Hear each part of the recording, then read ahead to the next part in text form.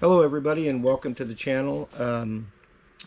As you can see in the subheading of this, just to let you know that it's not clickbait, to give you some kind of background to us, we've been in the honeybee business as a family farm for over 3 generations with about 35 to 40 years worth of experience, and in that time we've seen some major downturns in the aspect of what we do. And so to give you kind of a background, we pollinate and produce honey across the United States in 3 different states. And with that being said, in the last 10 years, a little over a decade, we've seen some major things happen and some major drivers environmentally and monetarily that are basically crushing our industry, and it continues to fall upon deaf ears.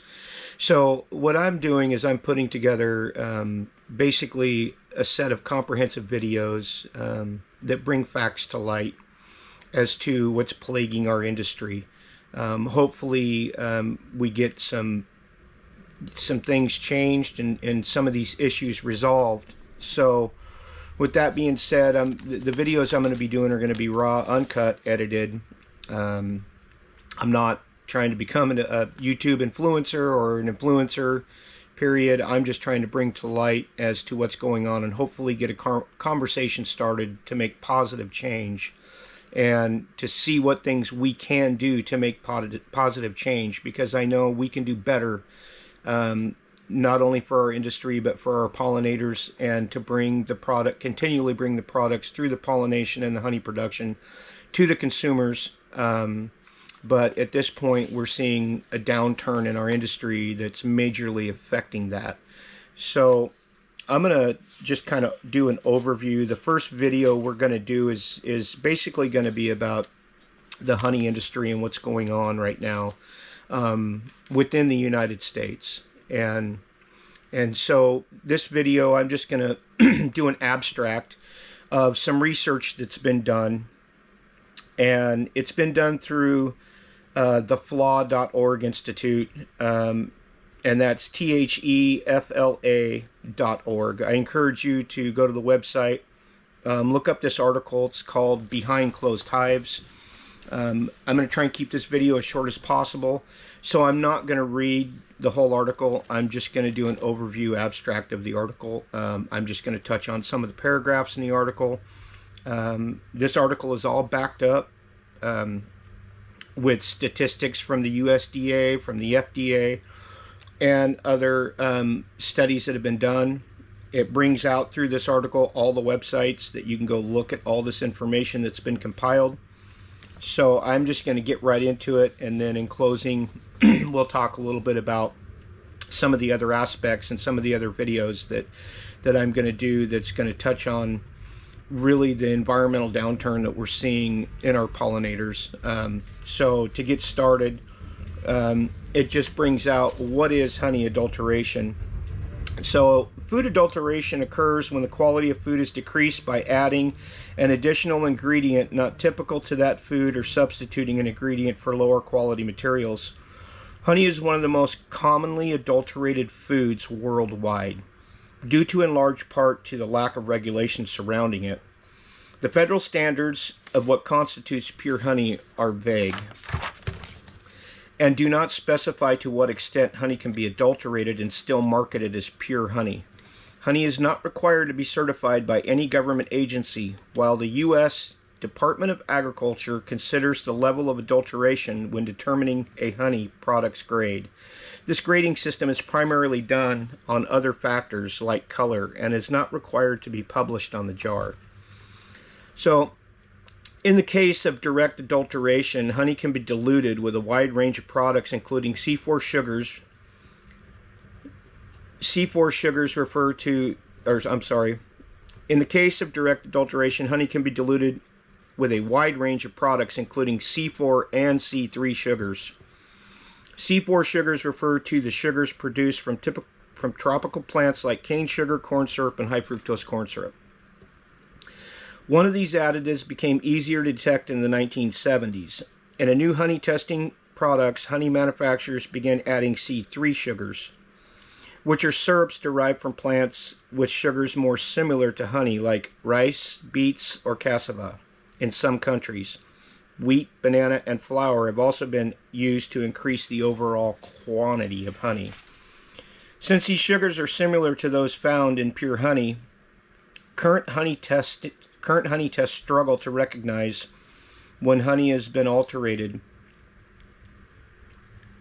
Some old versions of the test that are still used are unable to detect products that are 40% syrup and 60% honey.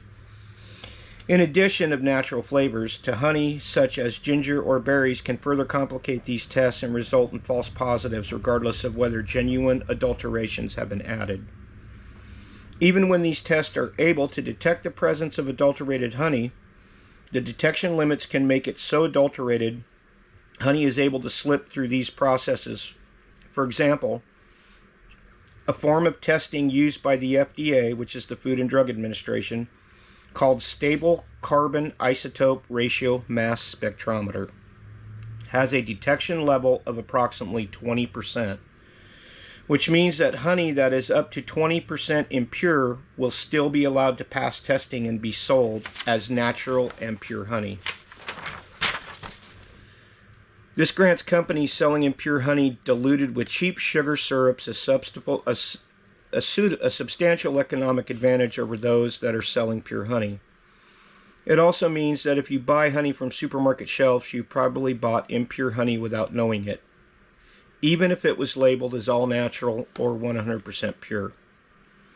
So how widespread is this problem? Since honey exemptions lack the ability to know for certain whether honey has been adulterated, it is difficult to determine the extent of this problem.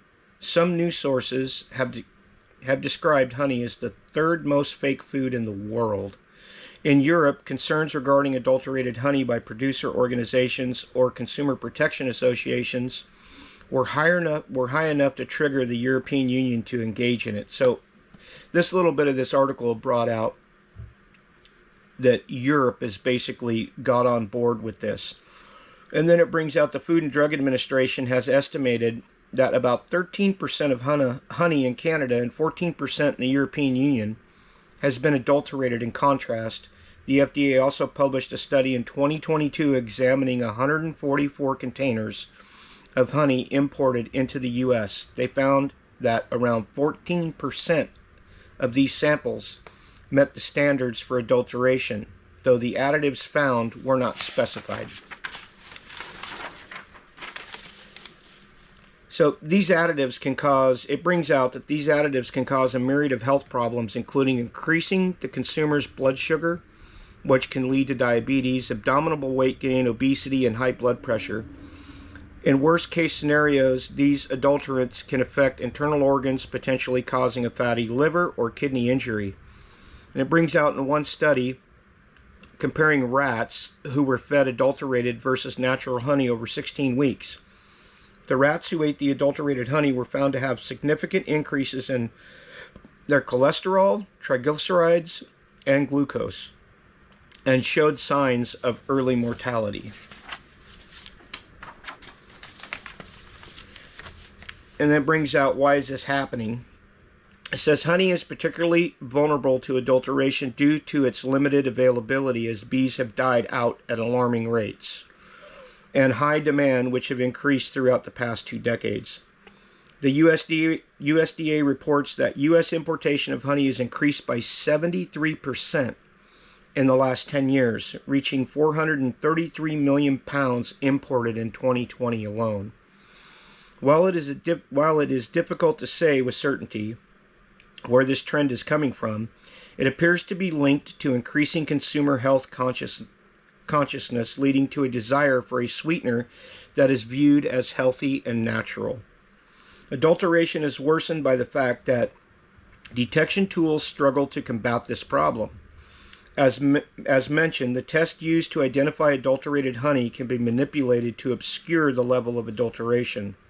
If an improper test is used, it will be unable to detect certain kinds of adulteration, such as the presence of C4 and C3 sugars.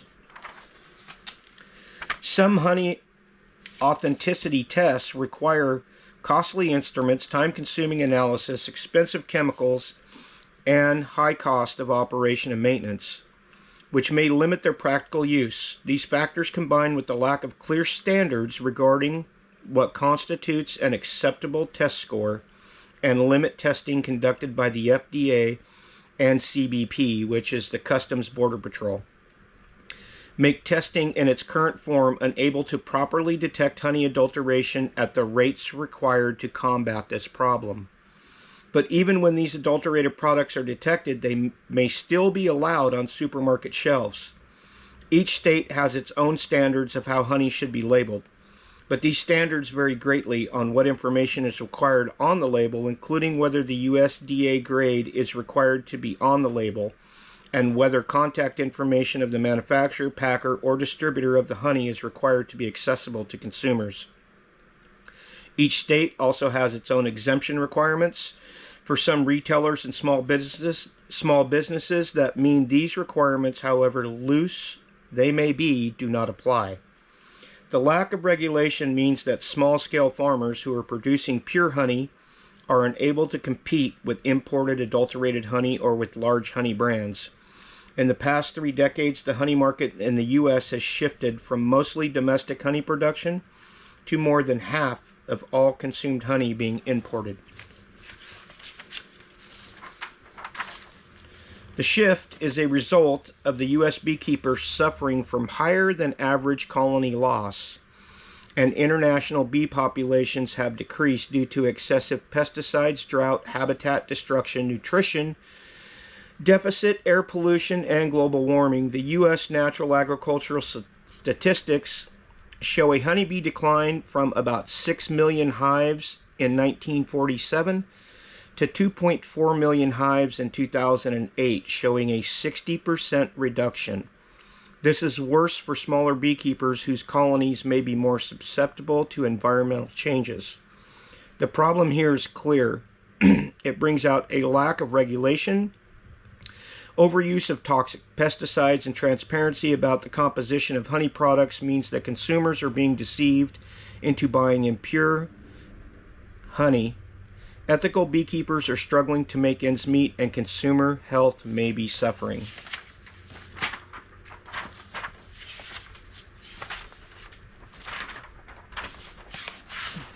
Like I said, this is 13 pages, and it brings out the major corporations that are involved and some of the legal issues and legal battles that are being fought.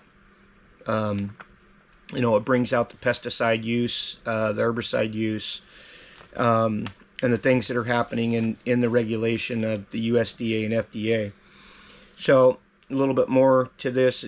In the U.S., where honey is not subjected to any kind of regular standardized testing by the USDA or the FDA, and is only randomly and rarely subjected to testing by Customs and Border Patrol, adulterated honey is slipping through the cracks. Consumers have no idea where the honey they are consuming comes from and whether the honey is pure. And beekeepers have difficulty distinguishing their product from adulterated honey on the market. Even worse, when they discover this, their limited legal recourse available to them and to the ethical beekeepers who are struggling as a result. When the market is unable to correct itself, regulation must step in and correct for market failures. Honey regulation is the key to safeguarding consumers' health, maintaining the integrity of the beekeeping industry, and ensuring the viability of ethical beekeeping. Governmental oversight can help promote transparency and accountability while providing real consequences for bad actors. And it brings out, as seen in the Honeygate case, which in this article it brings out some of the bad actors. So it is crucial for the FDA and CBP to step up and create clear guidelines regarding honey adulteration, including a formally defining what is honey, setting maximum standards for allowed quantities of common pesticides detectable in honey, and by having more frequent random honey testing, particularly of honey that is exported from countries known to have high concentrations of adulteration. So there's a lot more to this article. Like I said, it's 13 pages long. You know, I just ask that, you know, if you see this video, you know, maybe go to that website, briefly read through it. It's a quick read. It'll give you some kind of insight as to what one of the drivers that's basically in the process of destroying our industry. And like I said, I'm doing this not to create, you know, a channel and a ton of followers, and you know, I'm doing this to try and bring it out and get some education out there as to actually what's happening within our industry and how it's going to affect the consumer down the road. You know, we're getting to a point where we're becoming unsustainable, environmentally, monetarily. And, you know, I'm just going to leave you with, you know, with a couple things to keep in mind, you know, that that our pollinators, our honeybees, you know, they're responsible for over $15 billion worth of crop pollination in the United States each year. And that's including more than 130 types of fruits, nuts, and vegetables. You know, honeybees, they pollinate over half the world's fiber, oils, and other raw materials. You know, the honeybees also help produce a third of the food supply from pollination.